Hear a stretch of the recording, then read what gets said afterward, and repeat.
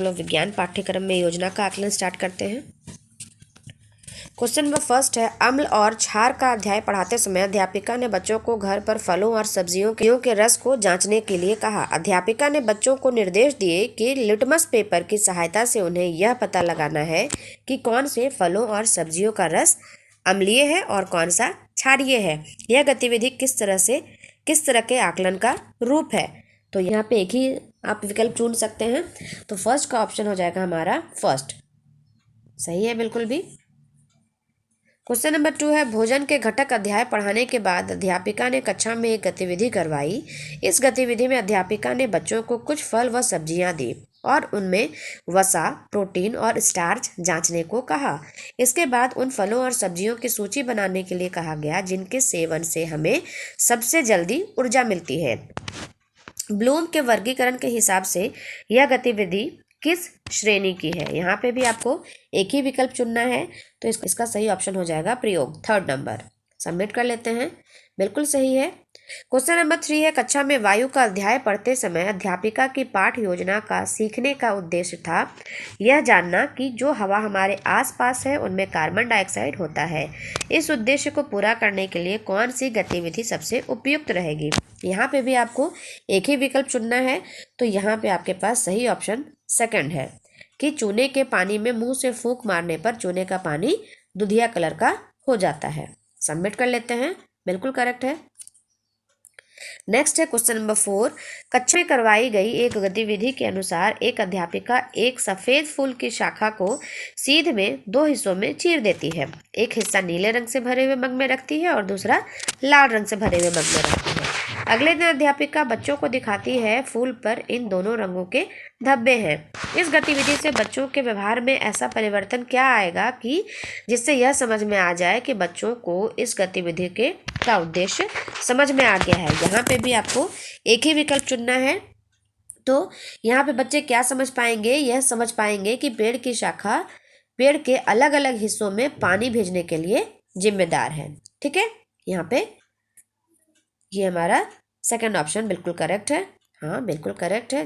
Next question देख लेते हैं, क्वेश्चन नंबर 5, कचरा संग्रहण एवं निपटान का अध्याय कक्षा में पढ़ाने के बाद अध्यापिका ने कक्षा के बच्चों को अपने घर में जो चीजें कचरे में फेंकी जाती है उनका अवलोकन करने को कहा।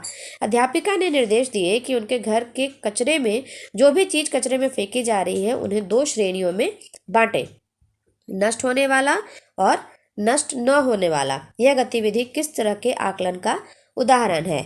यहाँ पे भी आप एक ही विकल्प चुन सकते हैं। तो आपके पास करेक्ट ऑप्शन होगा सीखने का आकलन। ठीक है, यहाँ पे सबमिट कर लेते हैं, बिल्कुल करेक्ट है। नेक्स्ट क्वेश्चन 6 है, 6 नंबर क्वेश्चन है, सरल मशीन के अध्याय को पढ़ाते समय अध्यापिका ने अपने कक्षा के बच्चों को आसपास इस्तेमाल हो रही सरल मशीन दिखाई और उन पर चर्चा की। इसके बाद अध्यापिका ने बच्चों से घर में इस्तेमाल हो रही सरल मशीन की सूची बनाने का निर्देश दिया। ब्लूम के वर्गीकरण के हिसाब से यह गतिविधि किस श्रेणी की है। यहाँ पे भी आपको एक ही विकल्प चुनना है। तो करेक्ट ऑप्शन आपके पास है समझना, सेकंड नंबर ऑप्शन करेक्ट है, बिल्कुल करेक्ट है यहाँ पे हमारा। नेक्स्ट क्वेश्चन 7 नंबर है, तंतु से वस्त्र तक के अध्याय में अध्यापिका ने बच्चों को यह बताया कि किस प्रकार जूट बोरियां बनाने में इस्तेमाल होते हैं। बच्चों से यह चर्चा भी की गई कि किस तरह भारी सामान रखने और ढोने के लिए बोरियां इस्तेमाल होती हैं। नीचे दिए गए कौन से उद्देश्यों में यह बताता है कि जूट बोरियां बनाने में इस्तेमाल क्यों होता है। यहाँ पे भी आप एक ही विकल्प चुन सकते हैं। तो यहाँ पे आपका सही ऑप्शन फर्स्ट है, विभिन्न तंतुओं की विशेषता को समझने के लिए उसकी मजबूती पर रखना। फर्स्ट इज करेक्ट ऑप्शन, बिल्कुल करेक्ट है। नेक्स्ट क्वेश्चन देख लेते हैं, क्वेश्चन नंबर 8 है, नीचे दिए गए विवरणों में से कौन सा वाक्य सही नहीं है। तो यहाँ पे आपको एक ही विकल्प चुनना है। पाठ के सीखने के उद्देश्य सीखने के परिणाम तय करने में मदद करता है, ये बिल्कुल करेक्ट है। सीखने के उद्देश्य तय करने के बाद हम कक्षा में कराई जाने वाली गतिविधियां तय कर सकते हैं, ये भी करेक्ट है।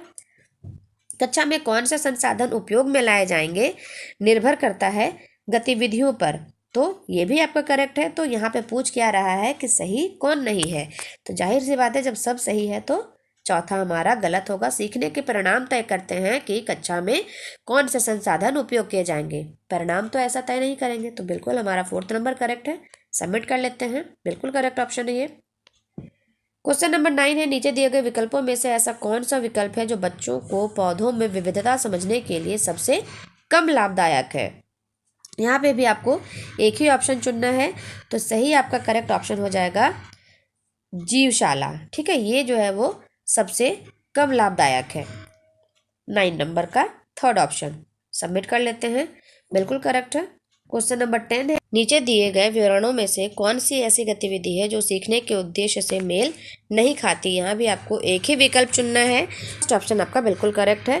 कुछ बर्तन हमेशा उत्क्रमित किए जा सकते हैं। मैग्नीशियम की पतली पट्टी को आग में जलाकर उसके अवशेष को बच्चों को दिखलाना बिल्कुल करेक्ट ऑप्शन है। तो option first is correct, submit कर लेते हैं। ये हमारा बिल्कुल सही है और यहाँ पे हमारा कंप्लीट हो चुका। तो अच्छी लगी हो वीडियो तो प्लीज़ लाइक शेयर ज़रूर कीजिएगा और इसी तरह के वीडियो के लिए सब्सक्राइब करना बिल्कुल ना भूलें। Thank you for watching.